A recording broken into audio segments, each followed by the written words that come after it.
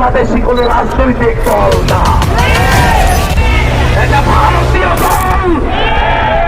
এই কারণেই তারা বলে ভারতকে যা দিয়েছি ভারত সেটা আজীবন মনে রাখবে।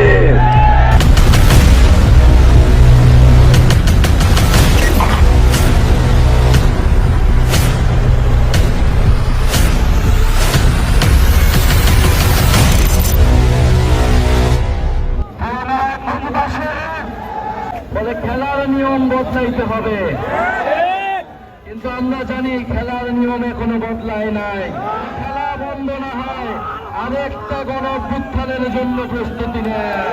যেভাবে সুশীলতা দেখাতে পারেন, আমি আস্তাদ আব্দুল্লাহ আওয়ামী লীগের সাথে সুশীলতা